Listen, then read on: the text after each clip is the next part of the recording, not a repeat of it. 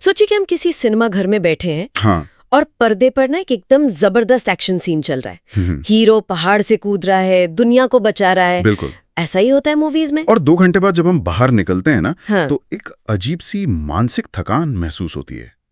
मतलब ऐसा लगता है जैसे वो पूरी लड़ाई हमने खुद ही लड़ी हो। हाँ, क्योंकि हम कहानी में पूरी तरह से खो जाते हैं। बिल्कुल। लेकिन असलियत क्या है?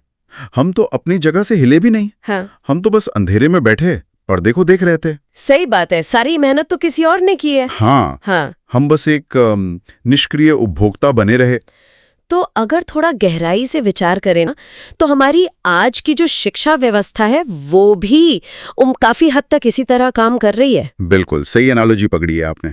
मतलब बच्चे क्लासरूम में बस बैठे रहते हैं। हाँ, वे सिर्फ शिक्षक को ब्लैक बोर्ड पर वो ज्ञान की कसरत करते हुए देखते हैं और मान लेते हैं कि उन्होंने सीख लिया। और यही वो मूल समस्या है जिसका सामना आज की शिक्षा प्रणाली कर रही है। ये पूरी तरह से एक निष्क्रिय उपभोग है।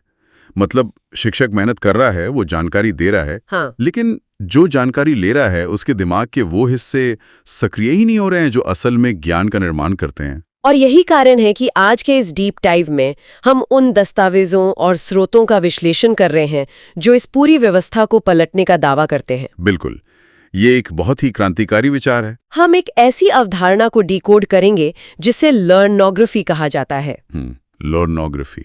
और साथ ही हमारा मुख्य फोकस तक्षशिला बुक्स पर होगा, जो इस नए मॉडल में ज्ञान हस्तांतरण के मतलब core sources of knowledge transfer के रूप में काम करती हैं, जो कि आज के समय की सबसे बड़ी जरूरत है। हाँ, क्योंकि आज की सबसे बड़ी समस्या ये है कि हमारा सिस्टम सीखने पर नहीं बल्कि पढ़ाने पर टिका है।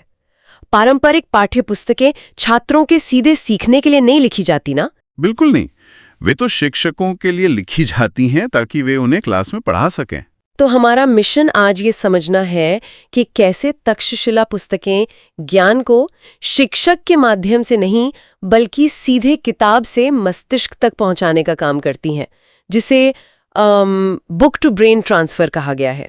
इस बुक टू ब्रेन ट्रांसफर को समझने के लिए ना, हमें सबसे पहले उस ज्ञान के प्रकार को समझना होगा जो आज के स्कूलों में दिया जा रहा है। अच्छा, तो वो किस प्रकार का ज्ञान है? स्रोतों में इसे व्हाइट नॉलेज कहा गया है। व्हाइट नॉलेज मतलब वो जानकारी जो शिक्षक द्वारा ब्लैक बोर्ड पे लिखी जाती है या बोलकर बताई जाती है और छात्रों से सिर्फ अपनी कॉपी में उतार लेते हैं, बस इतना ही। तो इस प्रक्रिया में छात्र पूरी तरह से शिक्षक के निर्देशों पर निर्भर है। बिल्कुल, उनकी अपनी कोई सक्रिय शारीरिक या मानसिक भागीदारी नहीं है। हाँ, जैसे कोई रोबोट बस डेटा कॉपी कर रहा हो। सही कहा। लेकिन इसके विपरीत तक्षशिला पुस्तकें केवल सूचनाओं का कोई गोदाम नहीं है, वे एक एक्टिव नॉलेज ट्रांसफर सिस्टम है। Active knowledge transfer system. हाँ, वे ऐसे डिजाइन की गई हैं कि ज्ञान सिर्फ कागज पर न रहे बल्कि छात्र के दिमाग में एक स्थायी संरचना बना ले। इस सक्रिय ज्ञान हस्तांतरण को अगर मैं एक आम जिंदगी के उदाहरण से समझूं, तो ये कुछ ऐसा है जैसे कोई व्यक्ति जिम में जाए, हाँ, बेंच पर बैठ जाए और सामने ट्रेनर को भारी डंबल उठाते हुए देखे। अरे वाह, बहुत बढ़िया उदाहरण है ना? ट्रेनर को पसीना बहाते देखकर वो व्यक्ति सोच रहा है कि उसकी खुद की मांसपेशियां बन रही हैं। और यही आज की व्हाइट नॉलेज है। बिल्कुल, लेकिन लर्नोग्राफी का मतलब है खुद डंबल उठाना। जब तक व्यक्ति खुद मेहनत नहीं करेगा, खुद वजन नहीं उठाएगा, तब तक ज्ञान की मांसपेशियां कैसे बनेंगी? ये जिम वाली एनालॉजी स्थिति को एकदम स्पष्ट कर देती है। धन्यवाद। लेकिन चलिए इसे न्यूरोसाइंस के नजरिए से थोड़ा और गहराई में देखते हैं। हाँ, बिल्कुल, मैं यही जानना चाह रही थी। जब हम ज्ञान की मांसपेशियां बनाने की बात करते हैं तो सवाल उठता है कि वैज्ञानिक स्तर पर दिमाग के अंदर असल में क्या चल रहा होता है। ज्ञान केवल पढ़ने या सुनने भर से स्थापित नहीं होता। हमारा मस्तिष्क शारीरिक गतिविधियों जैसे हाथों से लिखने, चित्र बनाने और समस्याओं को सुलझाने से सबसे अच्छा सीखता है। तो मतलब शारीरिक हरकत जरूरी है। बिल्कुल, इसे मोटर साइंस कहते हैं। जब तक हमारा मोटर सर्किट सक्रिय नहीं होता तब तक जानकारी सिर्फ एक अस्थायी विचार बनी रहती है। अच्छा, तो यहाँ ये समझना बहुत जरूरी हो जाता है कि दिमाग का ये मोटर सर्किट काम कैसे करता है। हाँ, ये इस पूरे सिद्धांत का आधार है। हमारे नोट्स में जिक्र है कि तक्षशिला पुस्तकें मुख्य रूप से मस्तिष्क के 3 हिस्सों को ट्रिगर करने पर केंद्रित हैं। बिल्कुल। पहला है हिप्पोकैम्पस, जिसे हम दिमाग का सर्च इंजन कह सकते हैं, जहां यादें और सूचनाएं पहचानी जाती हैं। सही। दूसरा है प्रीफ्रंटल कॉर्टेक्स, जहां फैसले लिए जाते हैं, तर्क किया जाता है। और तीसरा जो शायद सबसे महत्वपूर्ण है वो है बेसल गैंग्लिया। बेसल गैंग्लिया जो मोटर नॉलेज और किसी काम को स्वचालित तरीके से करने की क्षमता को संभालता है, मतलब ऑटोमेटिक तरीके से। यहीं पर तक्षशिला पुस्तकों की असली ताकत सामने आती है। कैसे? जब ज्ञान को इस मोटर फॉर्म में बदल दिया जाता है ना, तो वो सीधे बेसल गैंग्लिया में स्टोर होता है। इसका सबसे अच्छा उदाहरण है साइकिल चलाना या तैरना। हाँ, एक बार सीख लिया तो कभी नहीं भूलते। बिल्कुल, एक बार जब शरीर साइकिल चलाना सीख लेता है तो वो उसे कभी नहीं भूलता, क्योंकि वो ज्ञान मोटर सर्किट का हिस्सा बन चुका है। अच्छा, इसे ही लर्नोग्राफी में ज़ैड नॉलेज कहा गया है ना? हाँ, ज़ैड नॉलेज, ये वो ज्ञान है जो हमारे व्यवहार में रच बस गया है। इसके अलावा स्रोतों में स्मृति को स्थायी बनाने के लिए एक न्यूरोलॉजिकल प्रक्रिया का वर्णन है। हाँ, मैंने पढ़ा था। इसे थैलेमिक साइक्लोजिड रिहर्सल कहते हैं। एक मिनट, ये नाम थोड़ा तकनीकी लग रहा है। हाँ, सुनने में भारी लगता है। मतलब ये थैलेमिक साइक्लोजिड रिहर्सल आम भाषा में क्या है? क्या ये सिर्फ बार बार किसी चीज को रटने का कोई नया नाम है? अरे नहीं, ये रटने से बिल्कुल अलग है। अच्छा।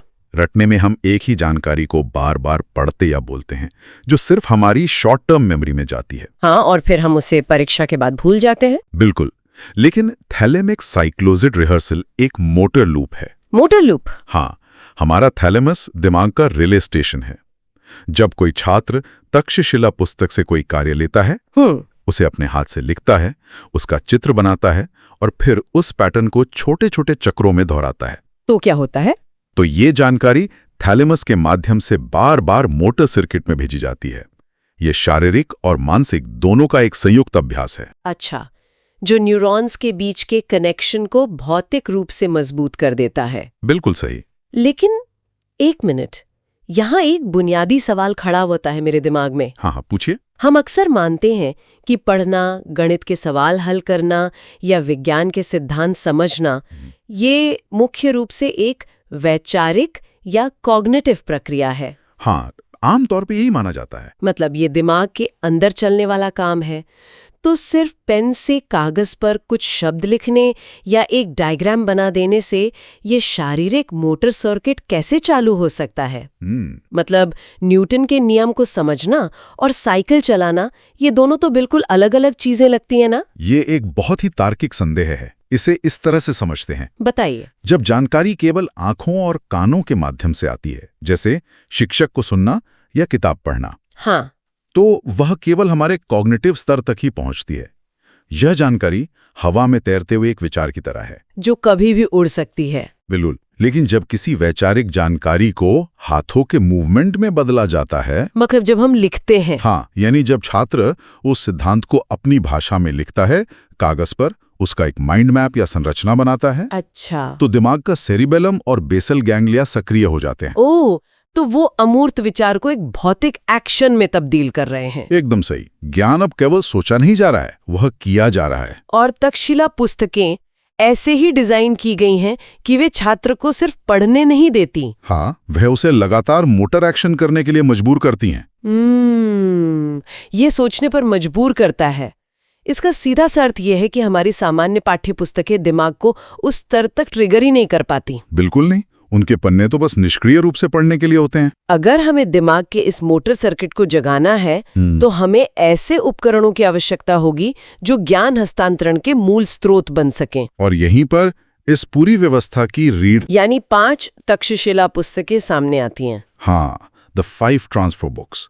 यही वो बिंदु है जहां लर्नोग्राफी सिद्धांत से निकलकर जमीन पर उतरती है। क्योंकि साधारण किताबें इस सक्रिय मोटर लर्निंग का भार नहीं उठा सकती। सही कहा।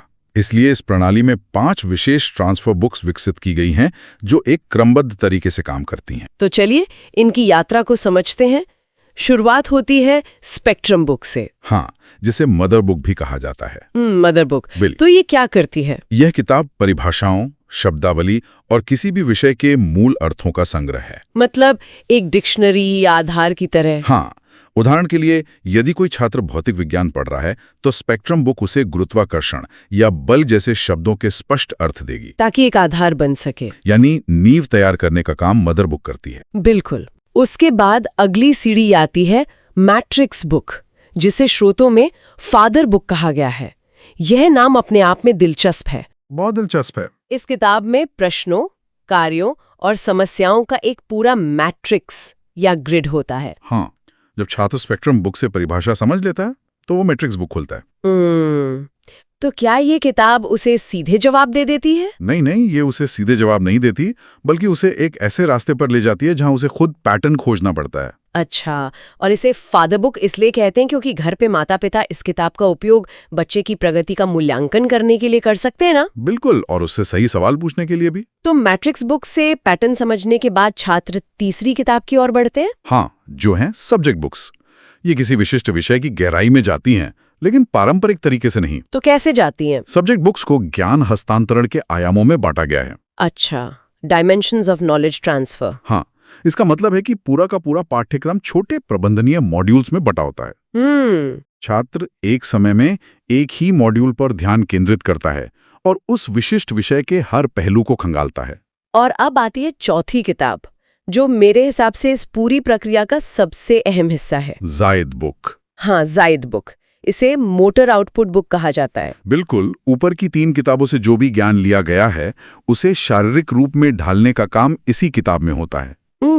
मतलब छात्र अपने खुद के नोट्स, सवालों के हल, चित्र और अपना खुद का ब्रेन पेज इस जायद बुक में अपने हाथों से लिखते हैं। हाँ, ये उस बात का पक्का सबूत है कि ज्ञान सिर्फ पढ़ा नहीं गया, बल्कि उसे पूरी तरह से दिमाग के मोटर सर्किट में पचा लिया गया है। यानी जायद बुक ज्ञान के स्थायीकरण का भौतिक प्रमाण है। सही कहा।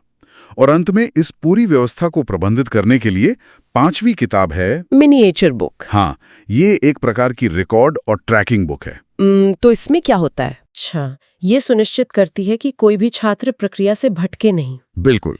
अगर हम इन 5 किताबों के काम को एक साथ देखें तो ये एक इमारत बनाने की प्रक्रिया जैसा लगता है मुझे। कैसे? जरा समझाइए।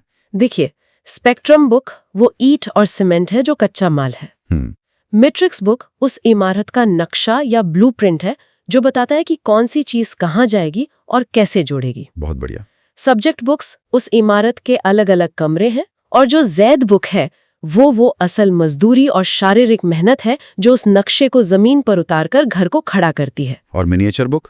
वही मिनिएचर बुक वो रजिस्टर है जिसमें काम का सारा हिसाब किताब और हाजिरी रखी जा रही है। ये एनालॉजी काफी हद तक सही है, लेकिन इसमें एक चीज और जोड़नी होगी जो पारंपरिक शिक्षा से अलग है। वो क्या? इस ज्ञान के घर के निर्माण में कोई इंजीनियर या ठेकेदार बाहर से निर्देश नहीं दे रहा है। ओह, यहाँ छात्र खुद ही इंजीनियर हैं और खुद ही राजमिस्त्री। मतलब वो खुद स्पेक्ट्रम बुक से सामग्री उठाता है और खुद ही जैड्स बुक में दीवारें खड़ी करता है। बिल्कुल। और ये बात हमें एक बहुत ही महत्वपूर्ण मोड़ पर ले आती है। हाँ। अगर छात्र खुद इन 5 किताबों से सीधे सीख रहे हैं, बुक टू ब्रेन ट्रांसफर कर रहे हैं, तो फिर उस पारंपरिक क्लासरूम का क्या होता है? ये एक बहुत बड़ा सवाल है। एक ऐसी जगह जहां कोई मुख्य शिक्षक लगातार निर्देश नहीं दे रहा है, क्या वो पूरी तरह से अराजक मतलब केओटिक नहीं हो जाएगी? यहीं पर तक्षशिला प्रणाली मिनिएचर स्कूल की अवधारणा पेश करती है। Miniature school. हाँ, क्लासरूम अब एक टॉकिंग क्लासरूम नहीं रह जाता जहां एक व्यक्ति बोल रहा है। ये एक ब्रेन पेज क्लासरूम में बदल जाता है। अच्छा, तो इसमें होता क्या है? इस प्रणाली में पूरी क्लास को 7 छोटे सहयोगी समूहों में बांट दिया जाता है। Collaborative groups. हाँ। और सबसे बड़ी बात, छात्र खुद इन समूहों में छोटे शिक्षक बन जाते हैं। Small teachers. बिल्कुल, वे एक दूसरे के साथ मिलकर समस्याओं को सुलझाते हैं और एक दूसरे को सिखाते हैं। इसे रेसिप्रोकल लर्नोग्राफी का नाम दिया गया है। ये सुनने में तो बहुत आदर्श लगता है, लेकिन अगर व्यवहारिक रूप से सोचें तो बच्चे हैं ना। हाँ, बिल्कुल। वे खुद से ये कैसे तय करेंगे कि उन्हें दिन भर में क्या करना है? क्या 7 अलग-अलग समूहों में बटे बच्चे अपनी मर्जी से कुछ भी नहीं करने लगेंगे? मतलब अनुशासनहीनता को कैसे रोका जाता है सिस्टम में? ये चिंता लाजमी है, लेकिन अराजकता इसलिए नहीं फैलती क्योंकि तक्षशिला पुस्तकों का जो मॉड्यूलर डिजाइन है वो इसकी अनुमति ही नहीं देता। वो कैसे? इन पुस्तकों में ज्ञान हस्तांतरण के 7 आयाम अंतर्निहित हैं। ये आयाम छात्रों को एक बहुत ही स्पष्ट कदम दर कदम रास्ता प्रदान करते हैं। अच्छा, मतलब उनके पास एक रोड मैप होता है। छात्रों को पता होता है कि किस चरण में स्पेक्ट्रम बुक देखनी है, कब मैट्रिक्स बुक में जाना है और कब जायद बुक में काम करना है। तो ये पूरी तरह से स्वनिर्देशित है, लेकिन एक सख्त ढांचे के भीतर। बिल्कुल। और जहां तक शिक्षक की बात है, शिक्षक वहां मौजूद रहता है, लेकिन एक टास्क मॉडरेटर के रूप में। वो भाषण नहीं देता। नहीं, जब कोई समूह किसी विशिष्ट मॉड्यूल या कार्य में फंस जाता है तब मॉडरेटर हस्तक्षेप करता है और उन्हें सही दिशा दिखाता है। यानी फोकस तेजी से सिलेबस खत्म करने और बस अध्याय दर अध्याय भागने पर नहीं है। बिल्कुल नहीं। हमारे स्रोतों में एक मॉडल का जिक्र है जिसे वन डे वन बुक या OD1B कहा गया है। हाँ, OD1B मॉडल। ये पारंपरिक स्कूलों की उस व्यवस्था के बिल्कुल उलट है जहां हर 45 मिनट में घंटी बजती है और विषय बदल जाता है। हाँ, अभी गणित पढ़ा, फिर अचानक से इतिहास, फिर विज्ञान। बिल्कुल। तो ये मॉडल कैसे काम करता है? OD1B मॉडल लर्नोग्राफी के मोटर साइंस का एक अहम हिस्सा है। जब हम थैलामिक साइक्लोजिड रिहर्सल की बात कर रहे थे, हाँ, तो उस रिहर्सल के लिए समय चाहिए होता है। हाँ, अगर 45 मिनट में विषय बदल जाएगा तो मोटर सर्किट कभी भी ज्ञान को पूरी तरह से स्थायी रूप में नहीं बदल पाएगा। ओ, समझी। इसलिए one day one book model में छात्र एक दिन में सिर्फ एक ही संरचित पुस्तक या विषय पर अपना पूरा ध्यान केंद्रित करते हैं। वे घंटों तक उस विषय की सब्जेक्ट बुक और जायद बुक के साथ काम करते हैं। हाँ, इससे एक डीप फोकस बनता है और ज्ञान की जड़ें मजबूती से स्थापित होती हैं। इस डीप फोकस और सहयोगी प्रणाली का अंतिम परिणाम जो होता है वो शायद सबसे बड़ी राहत की बात है। किस संदर्भ में? विशेषकर जब बात परीक्षाओं की आती है। पारंपरिक शिक्षा में परीक्षा वो शब्द है जो अच्छे खासे के पसीने छुड़ा देता है। हाँ, और परीक्षा का वो डर दरअसल हमारे दिमाग की ही एक उपज है। कैसे? न्यूरोसाइंस की भाषा में जब छात्र रटी हुई जानकारी के साथ परीक्षा कक्ष में जाते हैं तो प्रश्न पत्र देखते ही उनके दिमाग का अमिगडाला सक्रिय हो जाता है। अमिगडाला, जो कि हमारे दिमाग का फियर सेंटर है। बिल्कुल। जब यह डर या तनाव महसूस करता है तो यह प्री फ्रंटल कॉर्टेक्स, जहां हमारी तर्क क्षमता होती है, उसको ब्लॉक कर देता है। ओ, तभी छात्र अक्सर परीक्षा में सीखी हुई चीजें ब्लैंक होके भूल जाते हैं। एकदम सही। लेकिन तक्षशिला प्रणाली में स्थिति बिल्कुल अलग होती है। हाँ, क्योंकि यहाँ ज्ञान पहले ही मोटर मेमोरी में जा चुका है। बिल्कुल। छात्र रोजाना अपनी मैट्रिक्स बुक और जैद बुक के जरिए सवालों के अभ्यस्त हो चुके हैं। तो उनके लिए कोई भी प्रश्न सरप्राइज नहीं होता। हाँ, जब वे परीक्षा हॉल में बैठते हैं तो उन्हें सोचना या डरना नहीं पड़ता। उनका हाथ अपने आप चलने लगता है। बिल्कुल वैसे ही जैसे एक तैराक पानी में गिरते ही अपने आप तैरने लगता है। ये एक सटीक तुलना है। मोटर सर्किट पर आधारित ज्ञान के कारण परीक्षा का तनाव लगभग शून्य हो जाता है। ये तो बहुत ही कमाल की बात है। इसके साथ ही स्रोतों से ये स्पष्ट होता है कि इस प्रणाली में ज्ञान पूरी तरह से मेजरेबल और रिप्रोड्यूसिबल हो जाता है। मापने योग्य और दोहराने योग्य। हाँ, पारंपरिक प्रणाली में हम ये मापते हैं कि किसने कितनी अच्छी तरह रटा है और उगल दिया है। लेकिन लर्नोग्राफी में मूल्यांकन का आधार ये है कि छात्र द्वारा बनाए गए ब्रेन पेज की गुणवत्ता कैसी है। मतलब जो काम जैड बुक में किया गया है। बिल्कुल। उनकी समस्या समाधान क्षमता कैसी है। ज्ञान का भौतिक प्रमाण वहां मौजूद होता है जिसे मापा जा सकता है। ये तो शिक्षा को देखने का नजरिया ही पूरी तरह से बदल देता है। हाँ, पूरी तरह से। ये सिर्फ किताबें बदलने की बात नहीं है, ये एक न्यूरोलॉजिकल ढांचा बदलने की बात है। सही कहा। अगर हम इस पूरे विस्तृत विश्लेषण को समेटें तो निष्कर्ष ये निकलता है कि आज शिक्षा जगत को अधिक शिक्षण की आवश्यकता नहीं है। बिल्कुल नहीं। हमें अधिक सीखने की आवश्यकता है, और ये सीखना तब तक संभव नहीं है जब तक हम तक्षशिला पुस्तकों जैसे उपकरणों का उपयोग करके निष्क्रिय पाठ्य पुस्तकों को सक्रिय बुक टू ब्रेन इंजनों में नहीं बदल देते। ये बदलाव ये स्वीकार करने से शुरू होता है कि मानव मस्तिष्क स्वाभाविक रूप से कैसे काम करने के लिए बना है। बिल्कुल। जब हम शिक्षा को मस्तिष्क की प्राकृतिक कार्यप्रणाली, मतलब एक्शन, मोटर मूवमेंट और स्वनिर्माण के साथ जोड़ देते हैं तो हम केवल बेहतर छात्र नहीं बनाते, हम स्वतंत्र विचारक बनाते हैं। स्वतंत्र विचारक, यही इस पूरे अध्ययन का सार है मुझे लगता है। हाँ।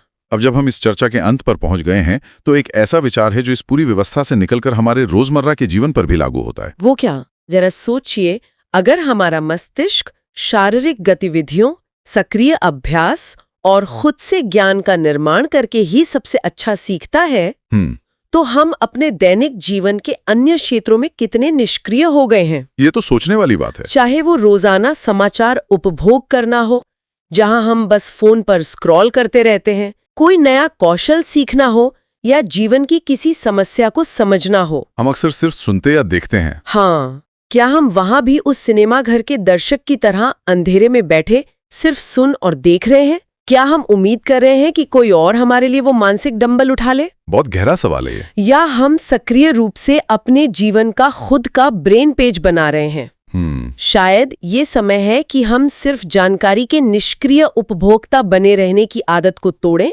और सक्रिय निर्माता बने। बिल्कुल। इस गहन विश्लेषण में शामिल होने के लिए धन्यवाद। खोजते रहिए, सवाल पूछते रहिए और अपने हिस्से की मानसिक मेहनत खुद करने से कभी मत कतराइए।